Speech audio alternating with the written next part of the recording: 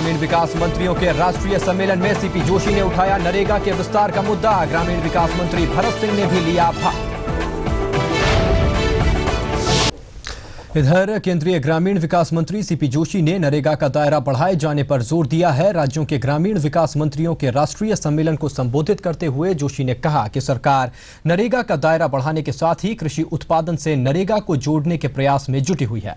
प्रदेश भर के सभी जिलों में नरेगा योजना में पारदर्शिता लाने की वकालत करते हुए जोशी ने यह भी कहा कि अब भी बहुत कम लोग ऐसे हैं जो नरेगा का पूरा लाभ उठा रहे हैं। उत्तर भारत में सेल्फ हेल्प ग्रुप का काम बढ़ाए जाने की जरूरत पर जोर देते हुए जोशी ने कहा कि नरेगा एकमात्र ऐसी योजना है जिसमें फंड, फंक्शन और फंक्शनरी साथ साथ हैं। कार्यक्रम को राजस्थान के ग्रामीण विकास और पंचायती राज मंत्री भरत सिंह ने भी संबोधित किया। पिछले साल 8 और 9 में लगभग 14% लोगों ने ही 100 डेज को काम कंप्लीट किया है। अभी 2009-10 के जो आंकड़े उपलब्ध हैं उसमें केवल मात्र 1.87% लोगों ने 4.72 लाख लोगों ने ही हाउस होल्ड ने 100 डेज का काम पूरा किया है। ये योजना बनाई थी गांव के गरीब आदमी को मदद करने के लिए, गांव के परिदृश्य को बदलने के लिए। 12 करोड़ से ज्यादा लोग गांव में रहे और उसके बाद केवल मात्र 14% लोग ही 100 दिन का काम लें।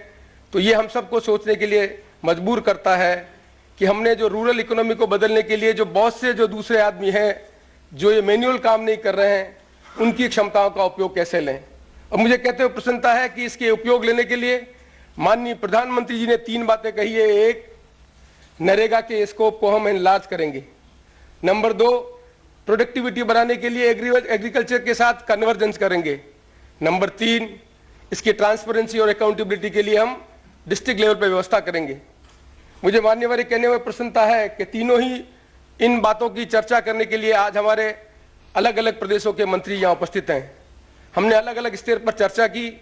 आज इन सब के अनुभवों के आधार पर हम आपके मन में जो कल्पना है कि कैसे नरेगा के स्कोप को एनलार्ज करें, कैसे एग्रीकल्चर की प्रोडक्टिविटी को बढ़ाएं, कैसे ट्रांसपेरेंसी और अकाउंटेबिलिटी के माध्यम से हम लोगों को ये भरोसा दिला सकें कि जिस उद्देश्य के लिए योजना बनी उस उद्देश्य के लिए हम ईमानदारी से वो काम को कर सकेंगे।